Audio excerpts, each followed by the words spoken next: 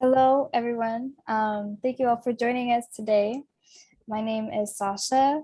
I am a board member, and I'm happy to see so many amazing faces today on such an important topic with two amazing speakers lined up. So I am alongside of Felicia, the president, will be facilitating today. And so welcome to the Sustainable Development Goals educational series held bi-monthly, presented to you by the United Nations Association Marin County Chapter.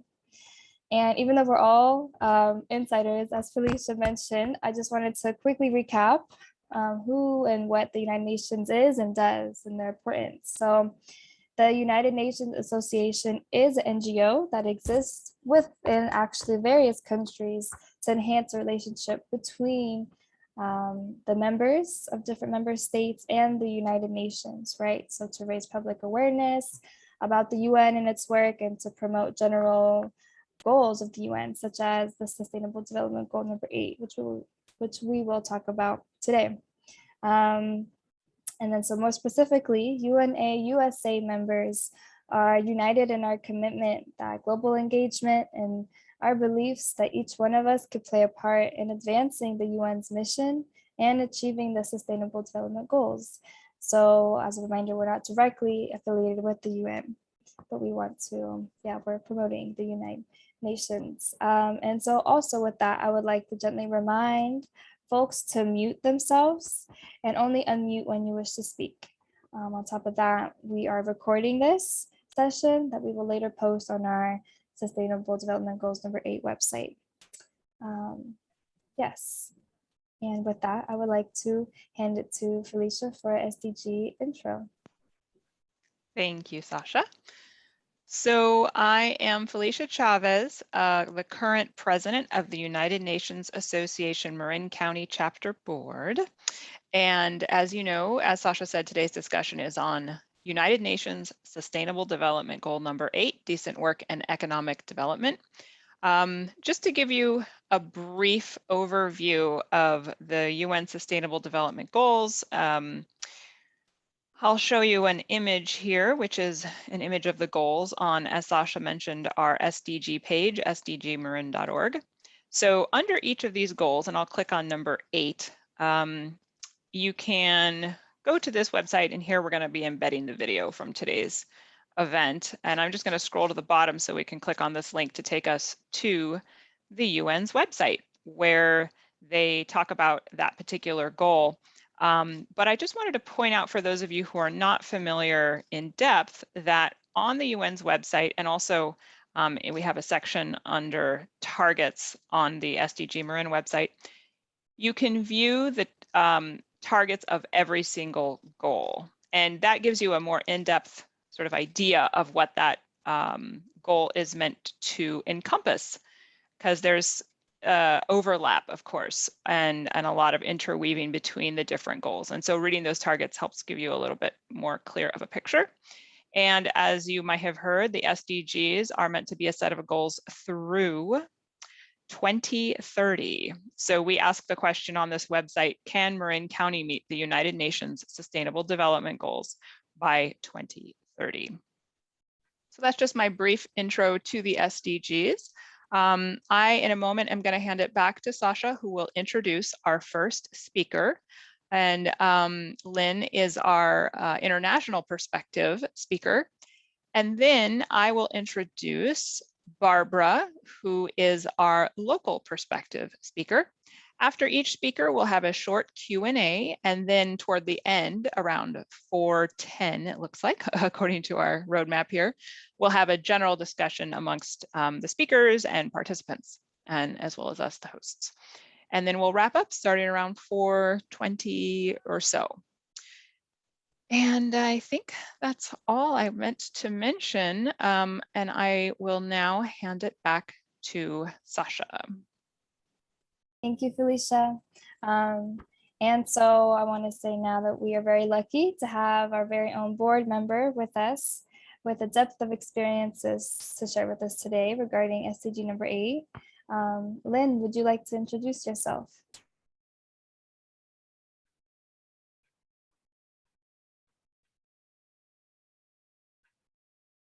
I think you might be muted. Hi, Awesome. I'm going to share my screen for a second and share my introduction with my screen. Okay, so can everybody see my screen? Yes. Yes. You see the economy. Yep. So let's get into slideshow mode. Hang on just one second.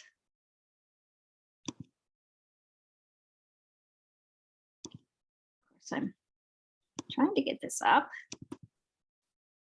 Okay, I might need some tech moments. I thought I had it down, but Maybe if we click slideshow one more time, okay. and then on the left, play from start. Perfect. Play from start. Thank you. There we go. Nice. Great. So my name is Lynn Chittick, and I showed you this picture because I'm going to tell you a little bit about myself through this picture. So I'm a nurse, I'm a theologian, and I've been raising kids for many years, 40 years. And so I have 5 children and 7 grandchildren. But there was a moment in time when I was able to be a seafarer, and I actually worked on these ships. And so this was about 4 years ago, and I was able to be a seafarer minister. And what we did in the lieu of that is go on board of the ships and talk to the seafarers. Now, some of you might know seafarers, or some of you might not. But what happens with seafarers, we have a dock right here in Oakland, and they come over the seas, and some of the seafarers don't see their families for 8 to 12 months, sometimes a year and a half. And I saw a really big awakening for me, and it really started making me look on a deeper level on the economic values of sustainable development goals. I've been teaching sustainable development goals for many years, and I felt like, I hadn't really dove into number 8, but I really feel like it's about relationships. So what I saw on the docks were the ministers that were saying Christian were not visiting the ships that were Muslim or Hindu.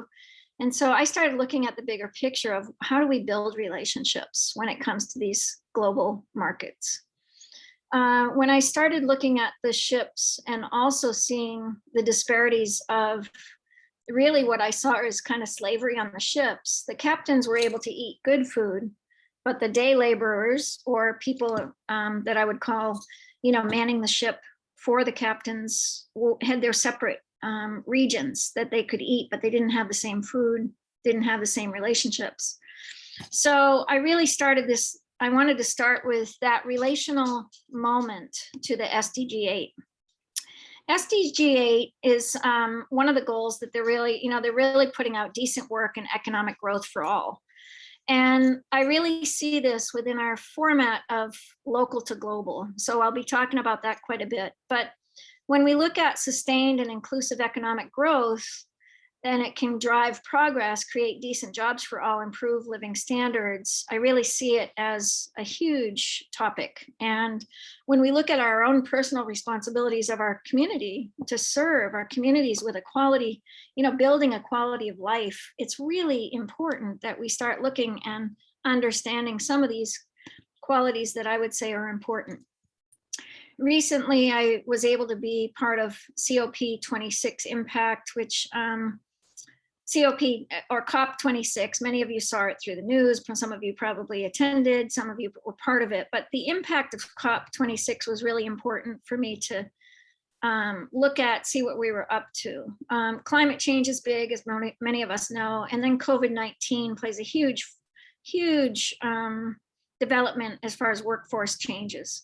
So 2018, the question for the UN was, are new technologies the answer for accelerating efforts to achieve the Sustainable Development Goals? So you can all keep that on your mind, and I would love you to start thinking about that. And then, by the end of the lecture, you can maybe mention a couple of those and maybe what you're thinking of, because I like being interactive. There were 400 million jobs lost from the pandemic.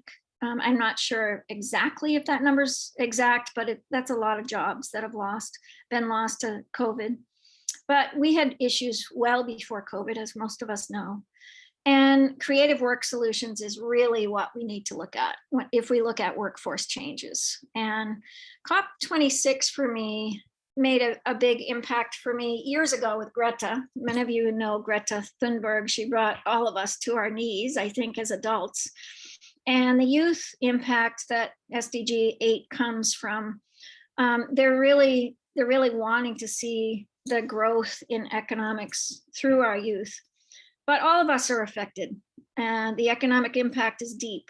We're impacted by the environment, we're impacted throughout the quality of work, we're impacted by each other, and we're impacted for our own personal health, right? We're all emotionally affected by this picture. This picture itself, I worked with a lot of friends in Oakland, California, as well as other places, including Pakistan. But the UN and SDG 8, you can get to the website, like Felicia just said, the UN.org, but SDG 8 was looking at, putting what was to be put in place due to the unsafe labor laws. So the original SDG 8 was really trying to bring us into unhealthy workplaces, but I think the targets bring us into a lot of other incentives, and I just listed a few, but like Felicia said, you can go on there and look at all the 12 targets that they have. Some of them productivity, economic growth, decent jobs, youth, and if we look at the homeless and how it's grown over COVID, I think we can all see a big difference, and that's global. That's a real global issue. So I want to come back to some of the work I've done since 2012. I came out of a master's in multicultural pastoral degree and worked on sustainability for the 21st century. And when I started looking at social responsibility impact, I really built it back to socially responsible relationships, because shared leadership and visioning, learning and education, technology, locally and globally, and social media were really all part of kind of what I looked at when I started looking at where are we going to build relationships and how will we build them. So I started an organization, Torch, and the acronym is the Organization for Realizing Change in Humanity. And it was a big topic, and I've looked at big topics for a while. That's kind of where I play. But what I saw is our kids are looking at the global market, whether we like it or not. I just raised my last of 5, and she grew up with Snapchat. So when we look at the workforce, when my first kids, my oldest is 40 and my daughter's 38, I looked at the workforce for them as they started out in the world. And I saw a world that was so demeaning and so sad for me to send my kids out to the world, because I felt like it was almost like, how would they make it? Because I raised sensitive and emotionally present kids. I'd been around a lot of Indigenous people, and I raised them with a multicultural group of people. I took in cancer patients and people from all over the world. So when I look at shared leadership, how to empower a non-competitive workforce was really important, because I think my training has given me a lot of understanding around trauma. Many of you know Gabor Mate, he's doing tremendous work, and the racial profiling and the development of class, and the list goes on. This list could have gone on for a long time, but we have to look at this for this next generation. So envisioning came into play with Torch and empowering local to global platforms to connect people to people. And where it started was, being able to witness each other. So I was working on platforms where we would have somebody from Israel meeting one-on-one on Facebook with a Palestinian. And so we started doing this global relational work by looking at each other, empowering each other one by one. So when I look at economic empowerment, it really made a really important impact on me on how these relationships were building globally, just over social media. So witness seeing, I think, is really key when we start looking at each other and empowering or lifting up business, entrepreneurship, education, relationships. And educational relationships is tied into the SDG 8 because it's bringing us into that idea of how will our youth find good jobs and how will we bring the quality of life to them. So learning and education. Technology was a big part of our platform. Like I just shared, we were meeting people from all over the world. Torch became I think within the first year, we're only about 4 years old now. Really started in 2012 under the name Humanitera, but grew into the name, we recoined the name Torch in 2015 and started working in Pakistan and this global market in 2016. The technology brought across, I'll show you an interesting piece of this puzzle in a minute, but you can go to torchseeds.com if you choose to see more. But we started growing heirloom seeds, connecting kids to kids. And this all came through this amazing relational moment when I was online with a school in Balochistan on the border of Afghanistan and Pakistan. And the kids didn't know English very well. They had no doors in their room. They had one solar panel and one broken solar panel. So they had no electricity. And they were getting dropped off to the school regularly because of the war that we were creating with Afghanistan and the Pakistan border. Quickly, we looked at it as a group because we were a group of entrepreneurs that wanted to work together. And we saw it as the Sea to Sea Earth, a program to bring entrepreneurs to work together, not separate, by empowering each other. So this grew very quickly. So we were working locally in our own little niche, but we were working globally through technology. Social media became amazing to all of us. The pictures, and all of you know what the richness is of technology and social media. It gets a lot of bad rap, but I have to say, for myself personally, I feel like social media has brought my world in a greater way. And I feel like our children are going to be moving in that amazing world of technology. And how do we bring that technology? So the Torch runs 4 programs a year. We run a peace program, a tech program, an environment program, and a health program. And what I saw, really deeply was the cultural relationship to, our community. So Islam had a really bad rap from the 9/11 attack, and rightly so. I think to many of us, it was a big shock on this land, at least for me. I'm 62, and I just feel like the impact was big for me because I was running a store, ordering foods. I had an organic food store, but I couldn't bring in the foods because everything was stopped on those ships. So the ships were stopped.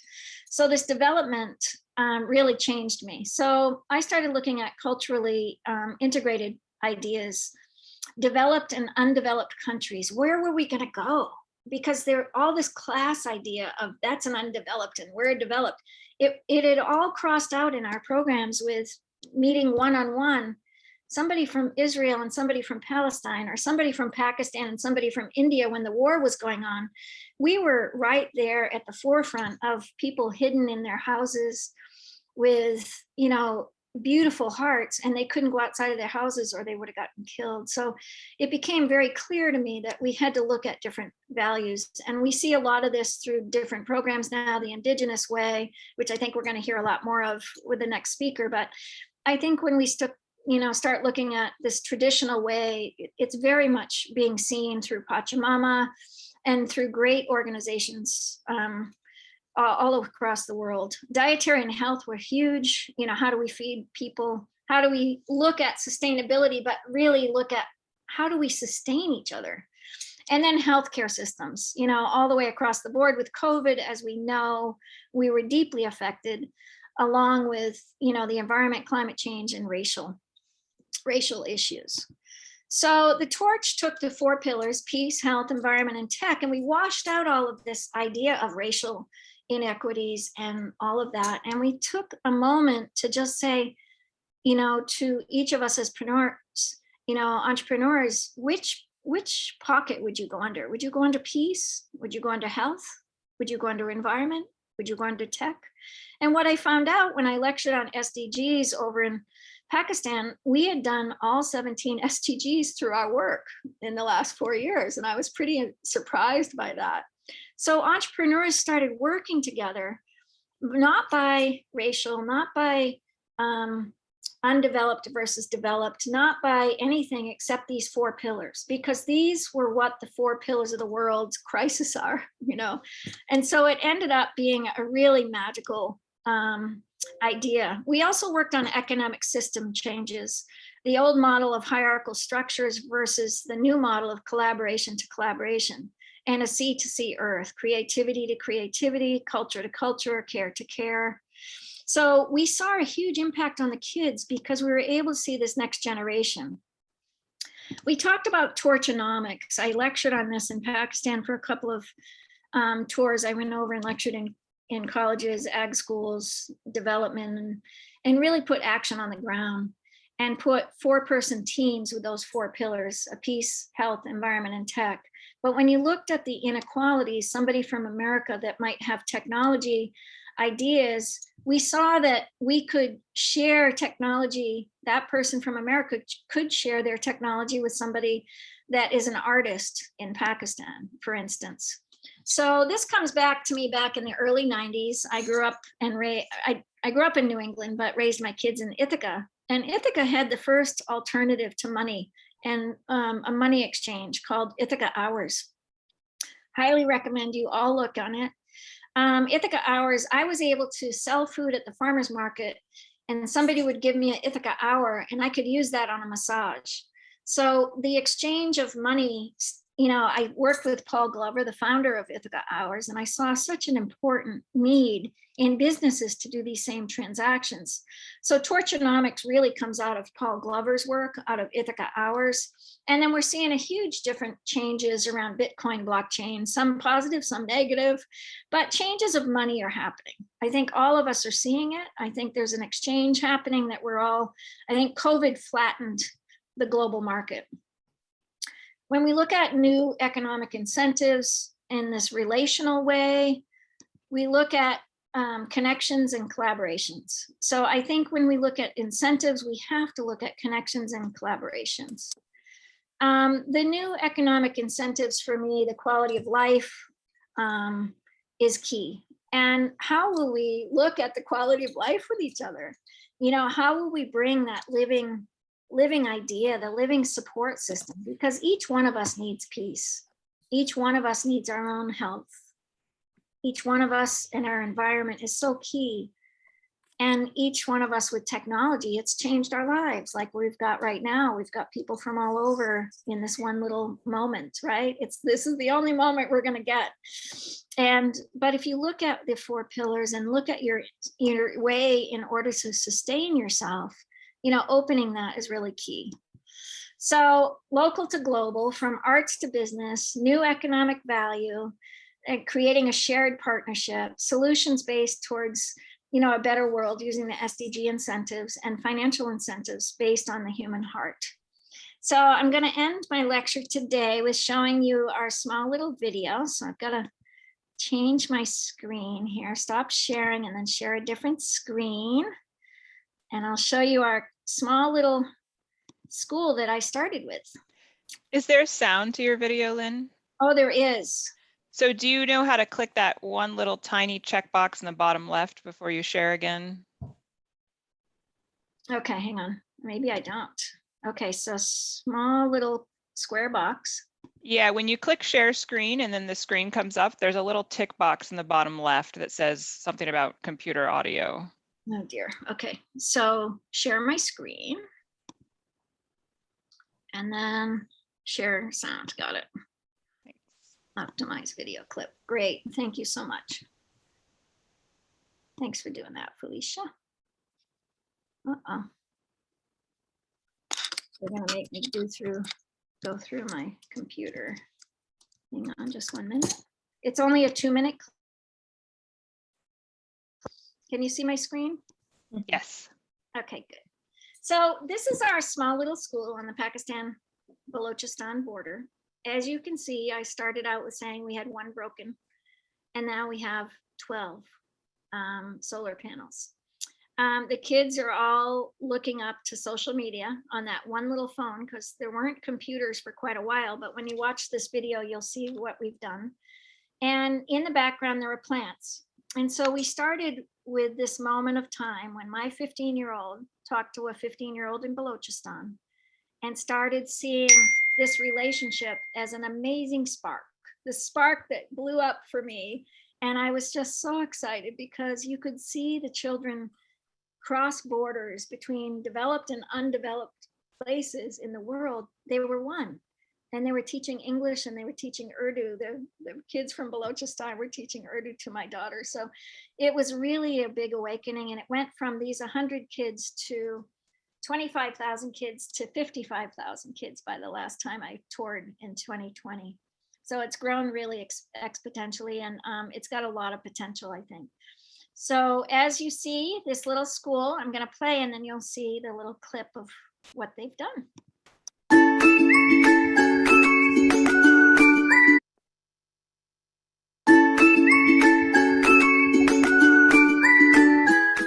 Hello friends, I would like to show you our school. This is our school signboard.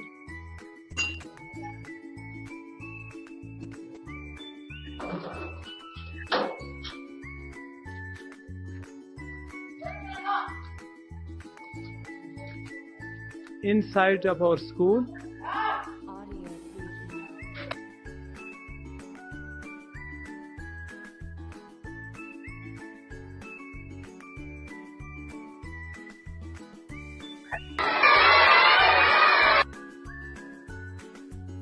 friends, this is a solar school. You can see our solar.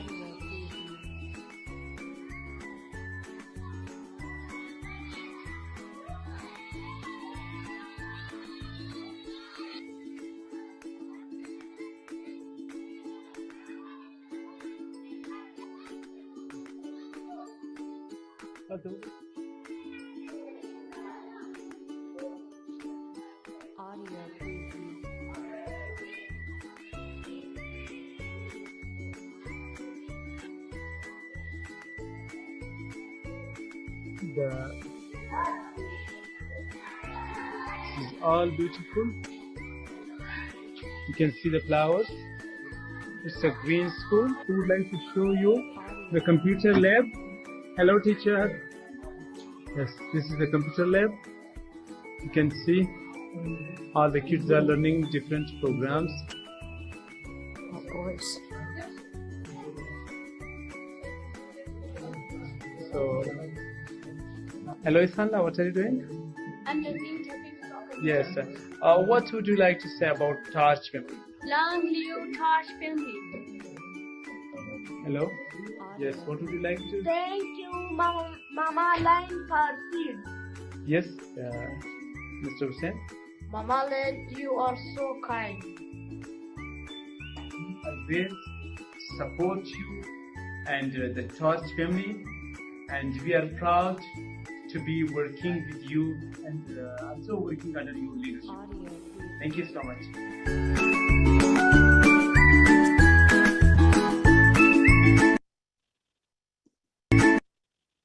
So as I end this little moment and segue, it wasn't about giving them money. It was about giving them incentives. A Dropbox family plan gives you and 5 loved ones your very own Dropbox account to store memories from the past, while the shared... Sorry about that.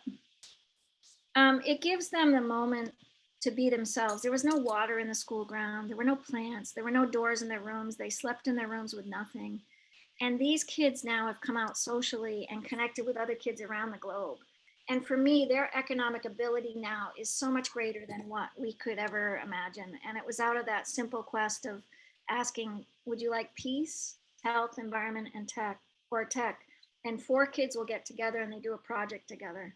And they connect with other 4 kids around the globe. And it's been a really exciting moment for me. And as we look at relational, the social responsible. Yes, you're a good boy. It's really important. So for me, and thank you for letting me share. I hope I didn't go too far. Thank you, timing wise. No, thank you so much, Lynn, for your insightful presentation. And I want to ask all of the participants now to unmute and clap all together so we could Really great list. Wonderful. I also just have a quick question just to start us off.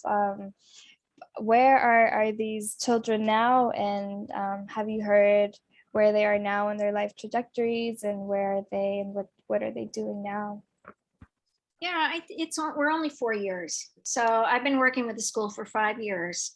And I think what we see is the kids are connecting these computer labs. They didn't have a computer lab. And so when I went back the second year, all the schools that I had visited, we started computer labs. And so these technology ideas, what I've started is a sustainable way of looking at farm, because Pakistan was very rich in the farmland. And so we've started a farm school so kids could go visit the farms, and this idea of growing seeds to connect it, because technology for Pakistan is what most people think they're going to make the economic dream. And I'm bringing them back to the earth and bringing them back to the practical. And the team is doing the same thing. We've got on the team, it's not just me, and I don't want to be embellished here, but it's been an amazing work. And really connecting American connections with Pakistan. And what we're seeing, like Balochistan is losing 15 feet of earth every year. And one of our Balochistan torch members is so excited to connect, kids there, because Balochistan, if kids in Marin knew about Balochistan losing 15 feet, like if they connect with each other and learn about how Balochistan's losing their land, their farms, every year global warming is shifting.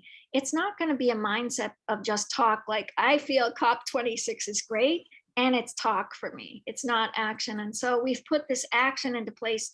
So it's a much more global, relational communication and practical, very practical application. Yes, no, I hear you as well about remaining and recentering and regrounding with the earth and with the culture.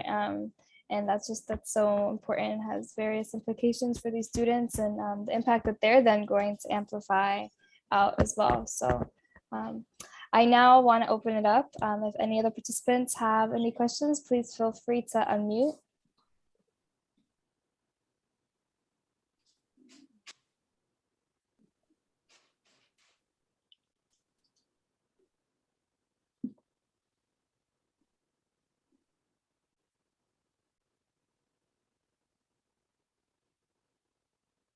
I'll just say something about Islamophobia. I started going to Islam classes at the GTU in Berkeley.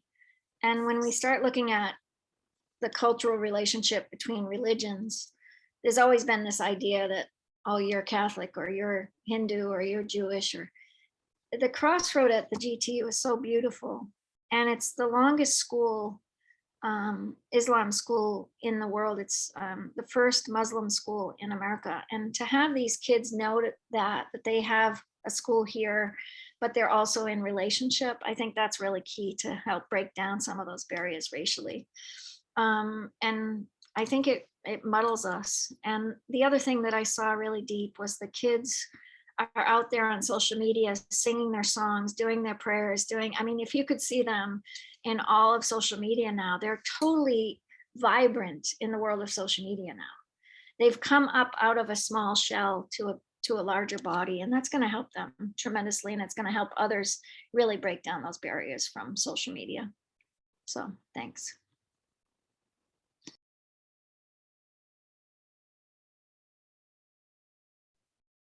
Thank you. If no one has any other questions, I have one more. So when you were talking about Ithaca hours and kind of this alternative economy paradigm, that was very interesting to me as well, because that did focus on relationships, something as well that it has been focused on in Torch, as you mentioned. And so I am just interested about, scaling up or this, is that even something that we could think about when we think about these localized economies being self-sufficient, right? Or is scaling up not in the sense that we maybe know it in the globalized world, but actually more, every specific community, right, comes up with their plans and their ways forward in this relationship-based alternative economy. I think when we look at, agriculture in general, and we look at based farmers, I'm working a lot right now with socially responsible farms and, the regeneration and working with local farms here in Marin. We're looking at a really big problem. Our farms are not sustainable. So when you look at economic relationships, how do you build the farmer into being the first number one in our culture? Because we each have to eat. We do not see our farmers. So for many years, I've been bringing college students out to farms, and with every single degree, when you look at Torch Seeds, we brought the program over to a chemistry class of 10th graders, and you looked at them saying, what is chemistry? And they immediately jumped up to saying, oh my gosh, I'm so excited about chemistry. So it changed the dynamic of just a money empowering. Like I have to get a job to get a money, but I want to empower myself with something that I'm passionate about and something I'm curious about and something that I really wonder about.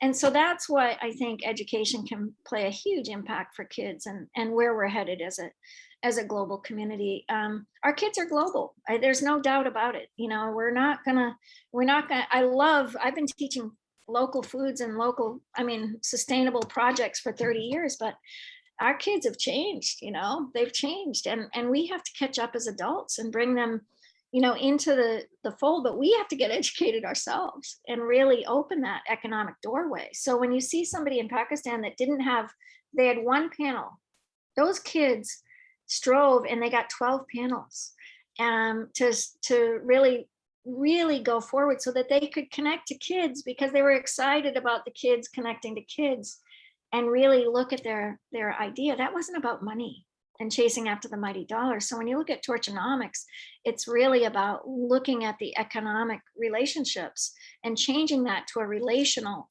educational platform instead of striving after the mighty dollar. And I think we don't know that as a society and a culture. It's very challenging.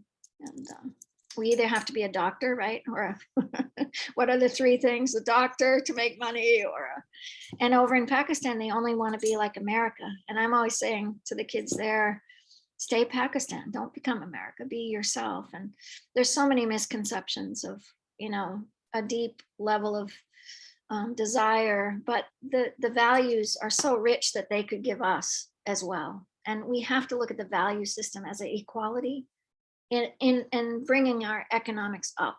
Our economics is a relation. Thank you for that, Lynn. I think we have another person, Sarah. Hi, thank you for being here. And I was late, so I'm sorry if I missed something and this question is repetitive, but well, it's kind of two questions. One is, I know I could probably speak for all of us here that we just love what you're doing and what we're hearing. But then, when we get off this call today, what direction can we take? Like, what step can we do? How do we connect kids? And then the other question was, how did you end up in this particular village? Yeah, how did that happen? Thanks. Again, social media played a big part. When you come off of this call, we're going to listen to Barbara, and she knows the local community much better than me. She grew up here, and I'm only 12 years in Marin, and it kind of was daunting because I came from a farming community. I was a draft horse farmer. I came into the city life, and I'm like, it's a little bit of a push for me. And so when I think about how you can get involved, we're a startup, and I know I've talked to enough teachers here in Marin that they're excited about connecting to kids. And so we need to build technology. We need to build relational technology together to connect kids to kids, because I believe in 20 years we could create peace if we all pulled together. I just feel like kids will not see that my brother and sister over in Balochistan is Islam, or my person in Palestine is not Muslim or Israel, or it's these relationships are kind of adult made, and from ancestry. And I really think we just have to rekindle that. So you're more than welcome to get involved with Torch, but there's so many great organizations there. You all know all the multiple organizations. And what was the other question you asked? I'm sorry, I'm losing track here. Oh, I just was curious how you ended up in this particular village. Yeah, so I met a gentleman, he found me. I was teaching online, I was teaching spiritual practices, meditation, Lectio Divina, and he said, I really want to talk to you. So he was the first one that got me to talk to Raymond, the author of the school. And Raymond wanted money. And I said, Raymond, I can't give you money. I was a student. I said, I can give you time. So that relationship built like that. But Torch was already moving in adult relationships. So social media is quite powerful. And when I met people like Haji Khan Faroch is our peace promoter, our peace ambassador, our youth over there is phenomenal. If you saw any of the videos with our youth, they're pretty phenomenal kids. And what Pakistan's doing different than here is they're empowering the kids to be freer. And it's a much freer market than a closed-in market. So I think when I answer that question, we're afraid of social media because somebody's going to see us. I think we have to open a little bit more. And that's how I got there. I was open enough to hear them and be part of it. And my trips to Pakistan, everybody was so scared here. And that was just in 2019. And, now the whole country's going organic. All the sustainable goals are taking off. I mean, nobody was talking about it when I got there, and I'm so excited. And that's just me, myself, and I, but it's not. It's being open to all these different layers of, saying yes, right? We have to say yes sometimes. And I think that's, if we say yes, we can open to the heart and realize nobody over there is any different than us here. We just have different value ideas. Thank you so much. Thank you. Wow, well, thank you so much, Lynn. Is there any other last questions before we move on to our next speaker?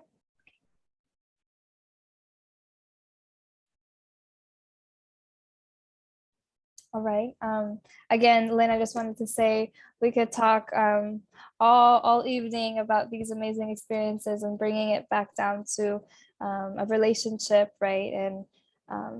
And what that means when we talk even about economy and how we could change that and how it's already changing in Pakistan. And so thank you for your lovely work and for sharing it with us. And with that, Felicia, I will hand it off to you. Thank you, Sasha. So one point I wanted to make before we move to Barbara, just because I forgot to make it when we introduced the topic, and I'll just share my screen briefly. I just wanted to point out this change of language. So as you know, with the goals, there's this kind of shortened title on the icon. So this one is decent work and economic growth. The full text of that goal in this instance is promote sustained, inclusive, and sustainable economic growth, full and productive employment, and decent work for all. And I just wanted to point out this crossing out growth and putting in development. That's a term from ecological economics that's been around for quite some time to encompass both growth and also, where appropriate, perhaps overly developed economies need to maybe not continue to grow or even degrowth in the interests of adjusting our way of doing business on a finite planet. So there's this whole thing about we can't grow forever on a finite planet. So that's our acknowledging that work that's gone into that conversation and deepening the conversation around the word growth. I'm going to turn now to introducing Barbara Clifton Zarate. And I have a bio for Barbara that I'm going to read. I think it's interesting, so I decided to go ahead and read it. I hope that's okay, Barbara. And then also I'll ask Barbara if you wanted to introduce yourself in any other way in addition to this. So Barbara is the Director for Economic Opportunity at the Marin Community Foundation. And many of you have probably heard of the Marin Community Foundation, where she oversees investment portfolios under the Buck Family Fund. In 2010, she was appointed by the Marin County Board of Supervisors as board trustee at the Marin Community Foundation, where she served 3 years before taking the role of director. Her current work focuses on addressing local inequalities and disparities by partnering with key organizations that work tirelessly to assure all Marin residents have equitable access to resources and opportunities, Previously, she worked 8 years at First 5 Marin. Gerald. Gerald. We're having an interruption here. I think somebody's not on mute. Juliana, could you mute? Yes, I thought I was. That's fine. Let's see here. Where was I at? Previously, she worked 8 years at First 5 Marin Children and Families Commission. She is a member of the Fucking Marin. cat was scratching the couch. Okay, we're still having. Yeah. Juliana, I apologize. I'm not able And to you mute did it. you. Oh, great. Okay, thank you. Good. Thank you. She is a member of the Marin Leaders Wisdom Trust, Natives in Philanthropy, Marin American Indian Alliance, and the White Buffalo Women Council, where she advocates for equity and visibility for Indigenous peoples. Barbara earned her undergraduate degree in psychology and biology pre-med from Dominican University of California and completed her master's in public health at San Francisco State University, where she has served as adjunct faculty. Barbara holds an Indigenous world view. So I would like to welcome Barbara.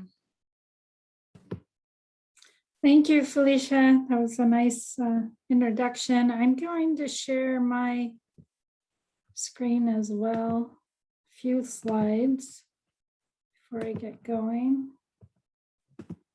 Can you see my slides? Yes. Nice. Okay. All right. Great. And Lynn, I just want to recognize what an incredible presentation, and just want to acknowledge you for how you walk on the world. That's amazing work. I mean, you're creating such impact and shifts on the earth. That is just, I'm in awe. And Felicia, I'm really humbled to be invited to this circle today. When you asked me, I was a little thrown off. I'm like, because I'm not a researcher, an academic, I'm not an economist, and I think over the period of time that I've known you, I've learned more from you. And so I'm humbled that you asked me to join this circle today. So beyond what Felicia shared, I grew up in Marin County. So this is home and community to me. And so my work here really is a calling.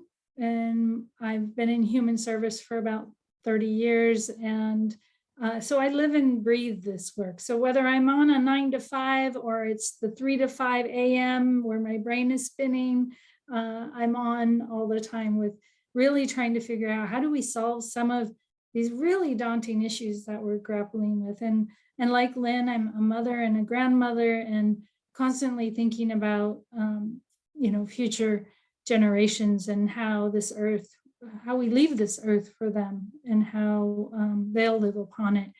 So I want to start out just taking a moment to really honor and recognize the Coast Miwok peoples. I'm in Novato in Marin County, and we're on unceded Coast Miwok territories.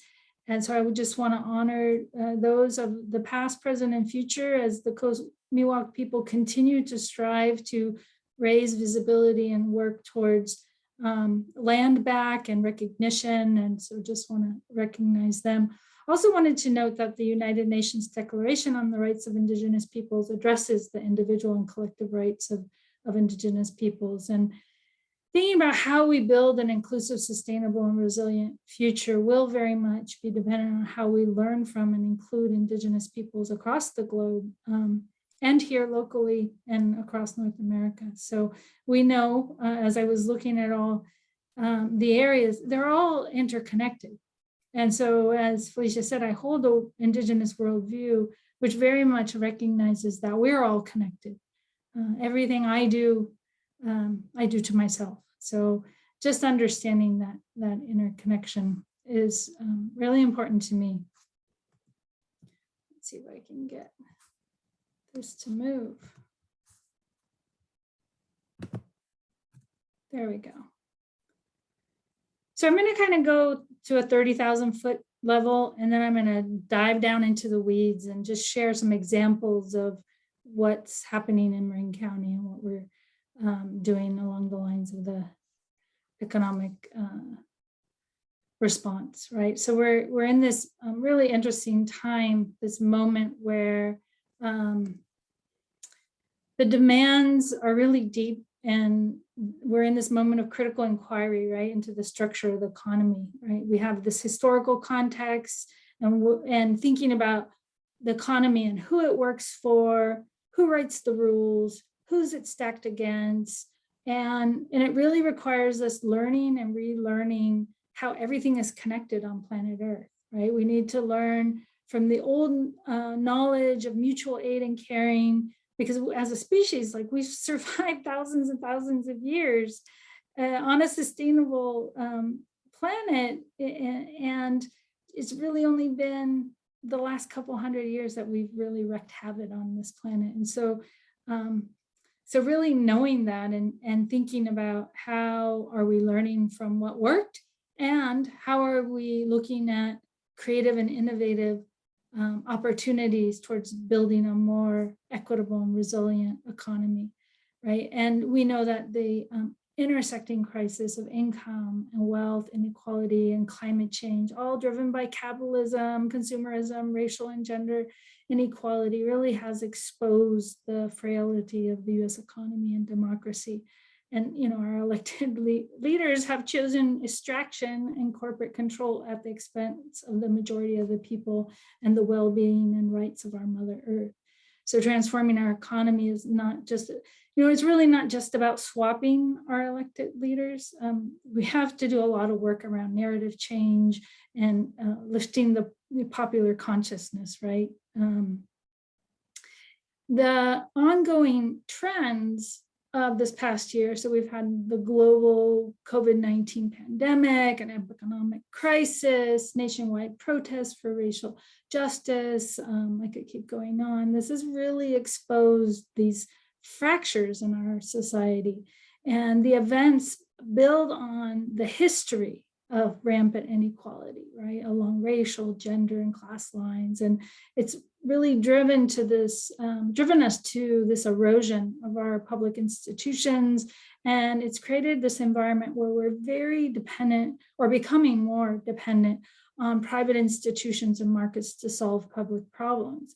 And this is really leaving all of us, individuals, families, society, vulnerable to this concentration of private power, right? And so what we do know, and I don't have the answers. I'm not going to be able to say in this presentation, this is what we need to do. It's complex, it's multifaceted. But what we do know is we can't return to normal. And for many, it never was normal, right?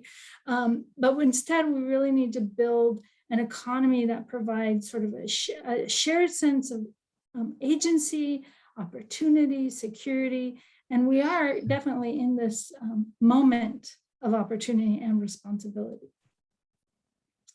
So this is an interesting graph because it really highlights the inequities over time. And low-income Americans are really right now, and have been, but this has just been exacerbated by COVID-19, are struggling to buy food, to pay heating bills, to make rent. The middle class is sort of living on this financial brink, right, with skyrocketing costs. Childcare, medical costs are all really creating an overwhelm because their wages are stagnant, right? Weekends also, huh? Yeah, constant, nonstop. So we have nearly 40% of Americans right now can't even afford a simple crisis that would cause a need for maybe $400 of emergency money, to like a broken down car or something like that. And this really didn't happen by accident. We created an economy where median wages and poverty rates they haven't budged over 40 years.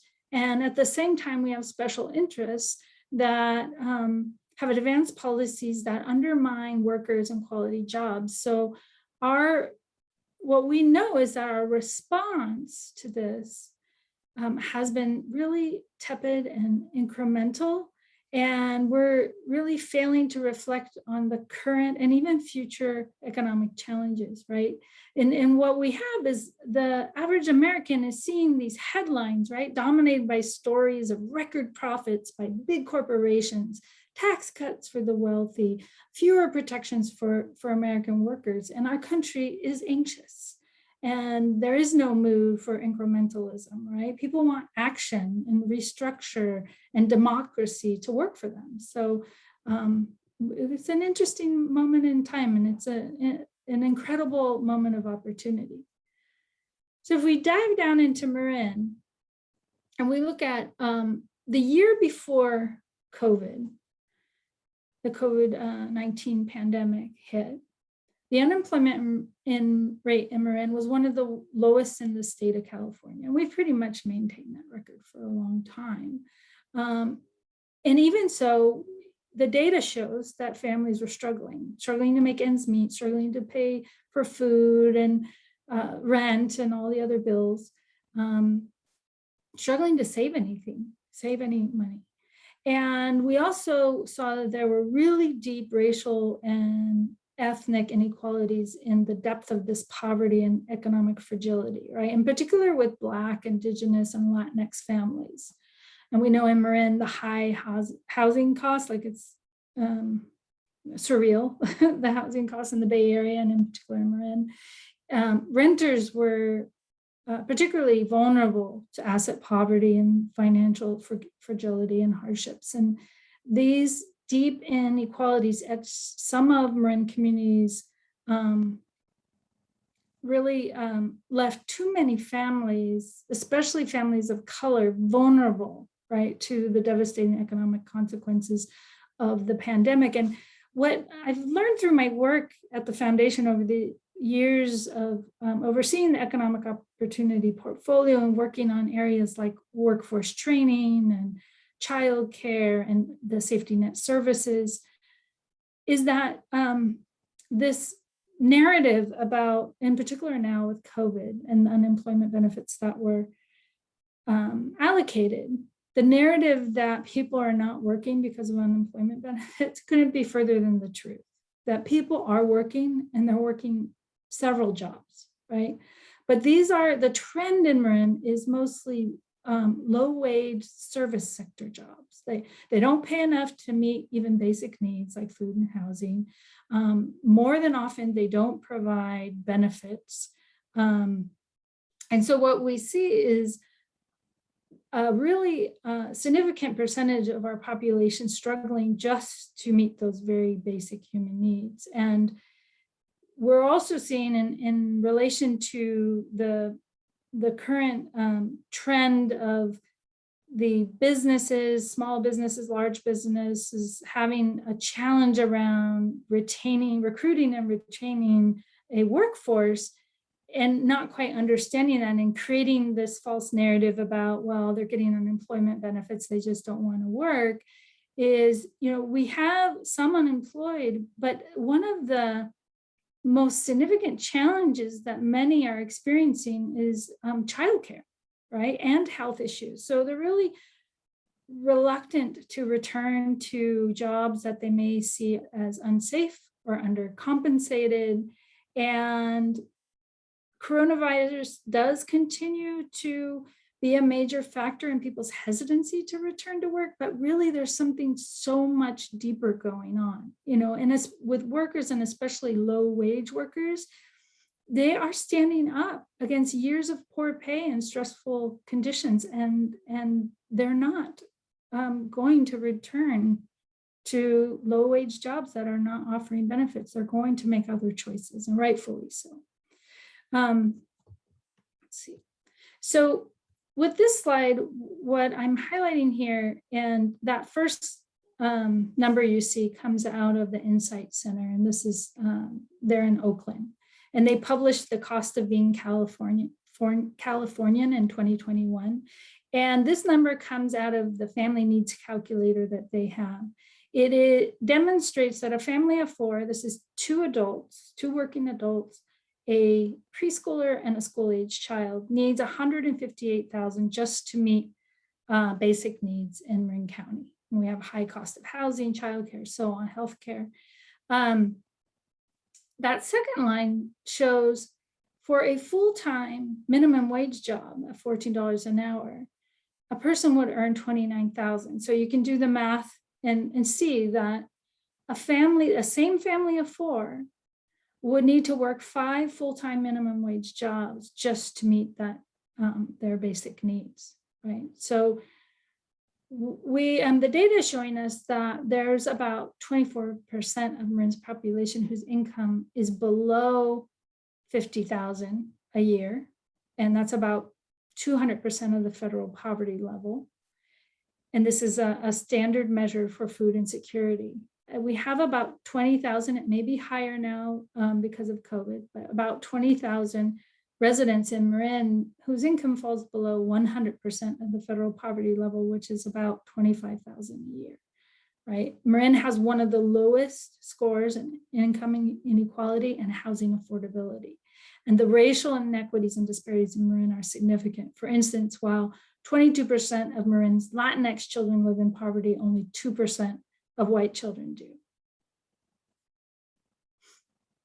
So you can imagine the wide disparities in the county. You can see the numbers there. And so the pandemic job losses and the subsequent economic recovery has also not been equitable in Marin, right? The negative economic impacts of the virus have disproportionately impacted low-income, non-white communities in Marin County.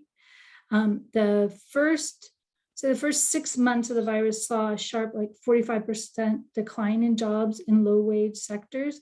And while most of the service sector jobs lost during that time returned sort of mid-2021, many low-wage earners in those sectors lost income.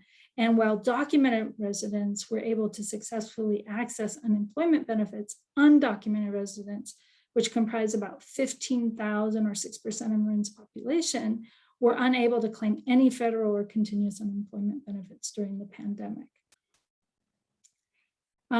Just wanted to share really briefly that Marin County's COVID-19 recovery plan, one of their approaches was to create a financial payment, sort of a direct financial payment to individuals that were experiencing economic hardship. And they still are delivering emergency rental assistance to low-income residents and landlords and utility agencies with grants, and that is running until December 2021. And I share that as an example of direct payments to individuals, while at the same time, the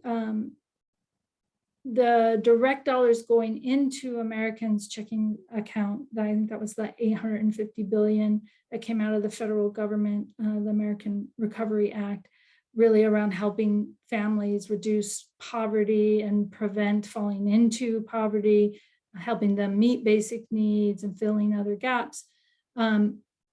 This really helped cushion families during a time of incredible economic impact. And the American Rescue Plan expanded and made, I'm sure you've all heard of the child tax credit, which is effectively a guaranteed income for children and families. At the Marin Community Foundation in 2018, we did a research project with human-centered design and went out across the county and spoke to moms, in particular moms of color across the county, understanding their lives and the impact on their children and their family around their reality and the hopes and dreams they had for their families. And out of that came the Book of Mom, where we learned a lot from moms. Moms told us, they said, you know what, we don't need another program. We don't need you to teach us how to balance our checkbook. We just need resources. We just need money. And so they spoke, we listened, and we developed a pilot called the Momentum pilot. It's a guaranteed income pilot. And it was really around supporting moms on their journey to economic security. Now, initially, guaranteed income was really like an academic idea, regarded sort of as fringe innovation, but it's really matured. And it is a potential antidote to income inequality, economic precarity, structural unemployment, and really the disintegrating social contract that we have, right? Efforts such as Mayors for Guaranteed Income has catalyzed over 60 pilots across municipalities across the United States. Right here in Stockton, they launched out with the SEED project. That was the very first guaranteed income with Mayor Tubbs a few years ago.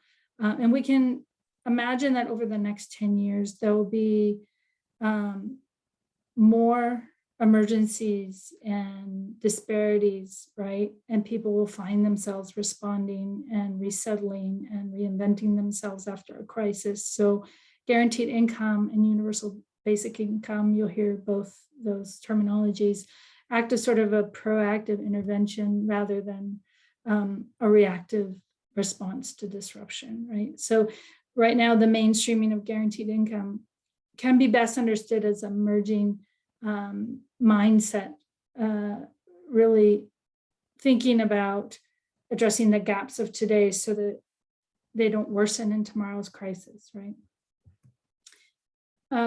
This is just a definition on guaranteed income. Basically, it's just getting cash to people without any requirements and just not supplementing or removing the safety net, but providing a supplement is really what I meant to say.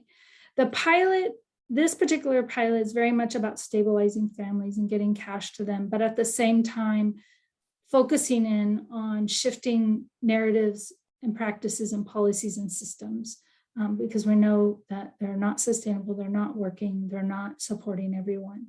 And we plan to take the learning and the what we find from the pilot to support this national movement. We're a part of a statewide community of practice and national community of practice, and really support a movement around guaranteed income in this country.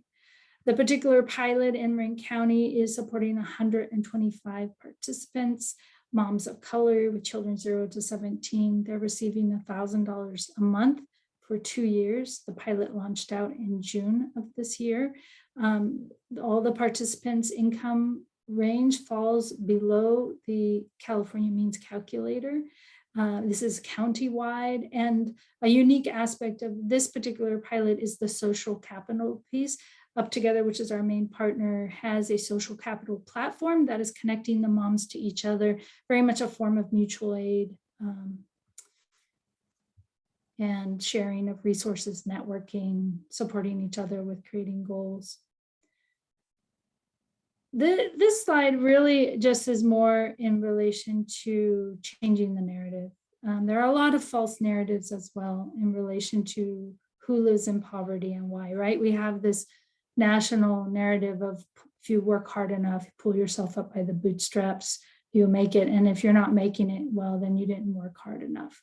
And then we add on the layers of some of the false racial narratives. And so the work that we're doing around shifting that narrative is really important.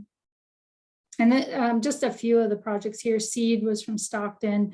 There's the Abundant Birth Project in San Francisco, and Magnolia Mothers Trust in Jackson, Mississippi. So there are pilots happening all across the country.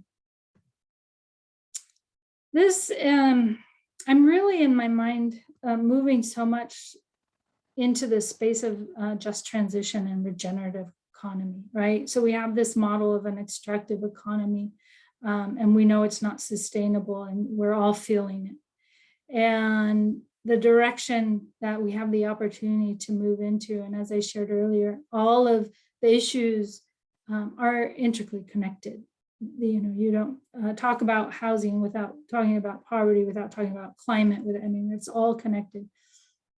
And so in holding this worldview and understanding that we're all connected, thinking about the resources and the regeneration of resources, and thinking about economy, how do we bring that into every space is something that I have top of mind. And I'm gonna close by sharing some of the things that are top of mind for me.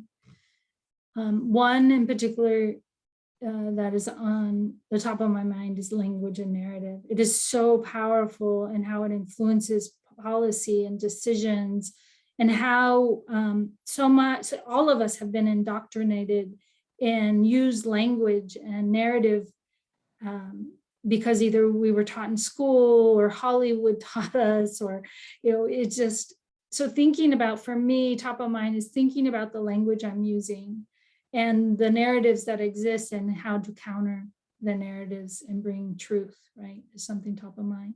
Partnership and movement building. None of us will be successful in isolation. And that is whether I'm talking about work here locally in Marin, across the region, across the state, across the country, across the globe, right? We need to be working in partnership, and we need to be supporting and investing in movement building, those on the front lines, those that are impacted the most, supporting the visibility and their voice, really being the allies and supporters of that work.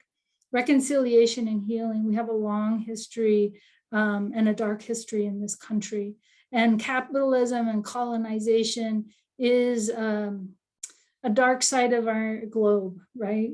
And there is a lot of effort around reconciliation and healing, and they're often not considered as part of the work, but critically important in my mind.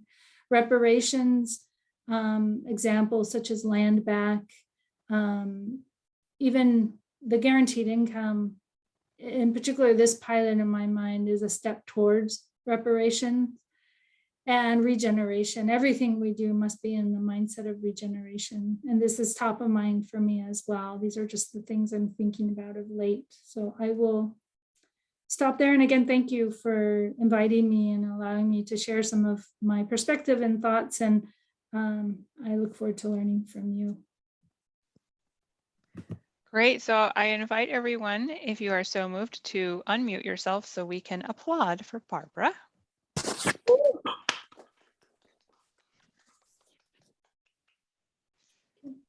Great. Thanks so much, Barbara, for that beautiful presentation. So we're going to shuffle along here to the first question is, does anyone have any questions specifically for Barbara? And then we'll move into a short discussion before we close. So any questions for Barbara?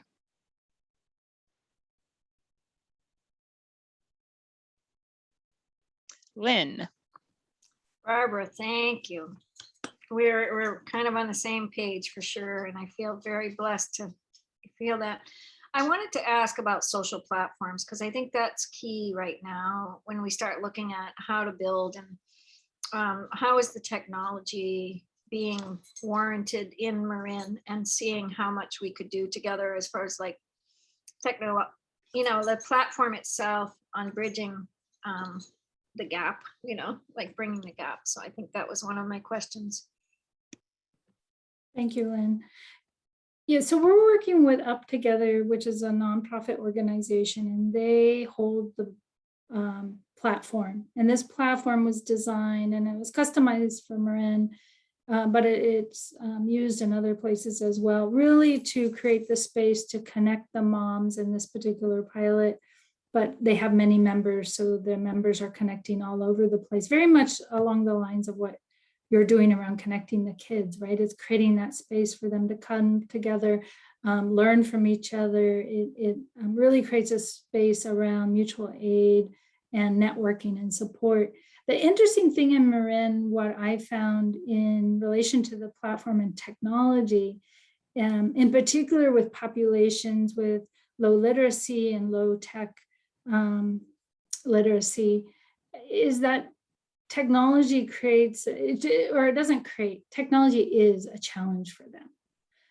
And they, in particular with the pilot, many of the families that have tech literacy challenges or literacy challenges are having their children navigate the systems for them and support them in accessing the dollars, in responding to messages, and they're trying to learn how to navigate these new systems. So we have some nonprofit partners that are supporting the families with tech literacy opportunities and learning how to use a computer and even using their cell phone. Many use WhatsApp to connect with each other. So really trying to meet the families where they're at and figuring out how best to connect them to this virtual world, basically. Yeah, I'm seeing it as a very deep need for connection. I started one elder project, elder to elder, because I felt like elders need each other because the isolation with COVID was so great. And being a nurse, I felt like we really need to reach out to those isolated. And technology was just challenging to find. And I think we're more and more seeing that, as far as like, you know, the big tech companies, the big corporations are grabbing up all of the tech people, and we're not engaging enough to be able to create the localized system. But I think it's important for us to really look at. So thank you so much. And as far as the localized economy and the disparities, I guess I would love to hear your idea around that regeneration part. I know you said some, but I want your personal view of like your mother, you know, the white buffalo mama that you're working with, and you know, that group. And I'm from a very small part of the Delaware Nation. My great grandmother was Delaware, but I really feel the depth of our land and our needs for the indigenous cultures to bring up. So I'm wondering, how much are the natives getting involved, and how much you're seeing from your own heart, what you need, what you want to see.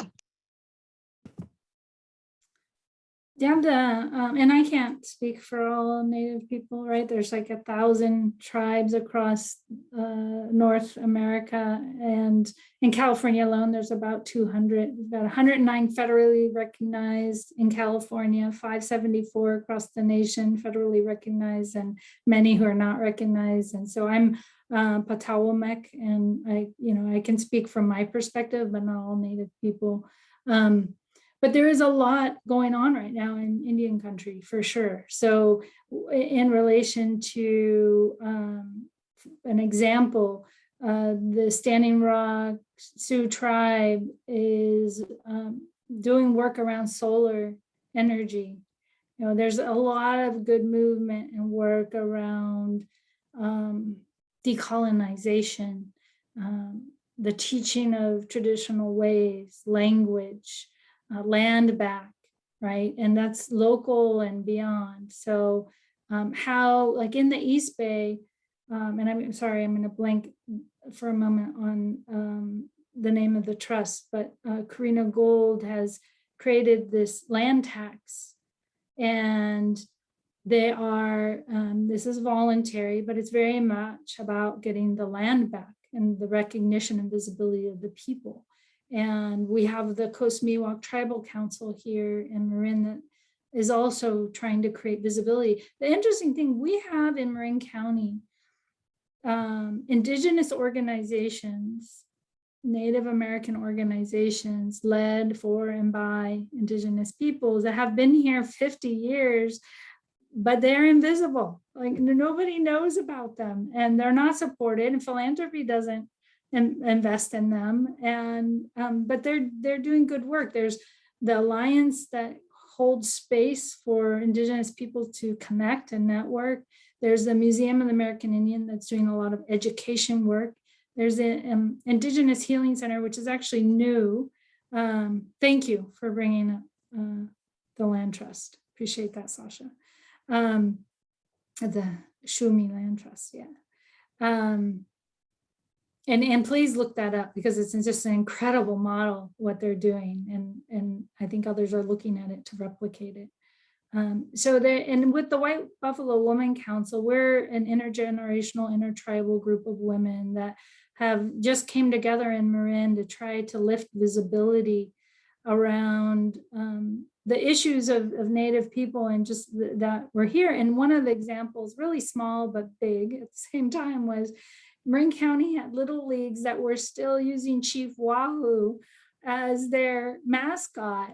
And so, we did work around trying to educate them and shift them away. There were 7 teams that were still using tomahawks and these different, and so we had the opportunity to educate and to share why that would be inappropriate and why we shouldn't be teaching our children in this way. And we would have no other race or people on a shirt, and depicted in that way. So just as an example, but there's a lot of work right now around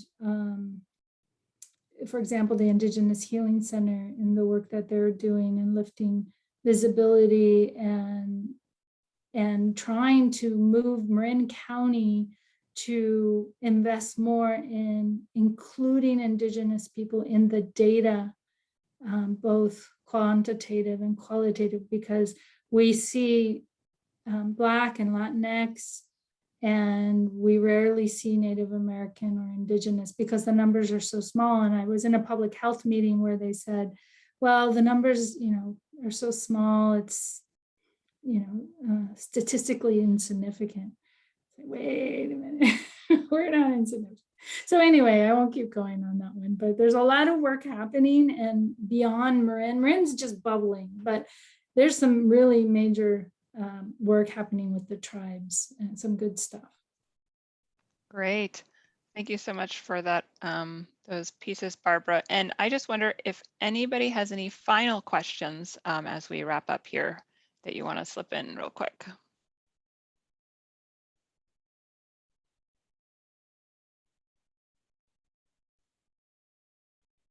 Okay. Well, thanks again to our speakers, Lynn and Barbara, for joining us on your Saturday afternoon and sharing your wisdom and your experience with us, both Marin County residents. And I also wanted to say I have a short list of things here I want to cover. Thanks to all of our participants for joining us on your Saturday afternoon. If you are not already a UNA Marin member, you can join the national chapter. And when you join, first of all, to join, you can go to unamarin.org and click the join button, and it will take you to the National United Nations Association USA website, and you would select the Marin chapter as your home chapter. I think it's about $50 a year, if I remember correctly. Your first year is $25. And just so you're informed, 50% of your membership dollars come back to your local chapter, and they enable us to put on educational programming. Let's see. And also, if you're 25 or younger, it's free to join the UNA USA. We're also always interested in board membership. So if you or anyone you know is interested in joining a local board, having event production experience, getting oriented to editing our website, we're always looking for help with Facebook posts, website updates. We use WordPress. You can go to unamarin.org and contact us through that. Or actually, Bonnie, if you wouldn't mind putting your email in the chat box so that if somebody has a question about membership, they can contact you directly. Bonnie is our current chair of membership. And then this recording will be emailed to those of you who registered for this event. And as I shared with you earlier, it will also be posted to the SDGmarin.org page, and a link to it will be provided at unamarin.org on the page about this event series. Our next event is for Sustainable Development Goal number 9, Industry, Innovation, and Infrastructure, and that's tentatively scheduled for Saturday, January 15th, 3 to 4:30. Let's see, any final words from anyone as we close here? I want to thank you so much for bringing me into the fold and opening this opportunity. It was really sweet. And I just appreciate, like Barbara said, the humility of humbleness, not knowing the whole GDP of all the countries in the global market, the simplicity of the heartfelt relationship of this chapter feels really, really welcome. So I recommend being part of this organization. Great. All right, well, thanks so much, everyone, and enjoy the rest of your Saturday afternoon. Thank you. Be well, everyone. Thank you. Thank you. Bye. Bye. Bye. Thank you. Thanks. Great job. Thank you, everybody. Thanks. Oh, clear.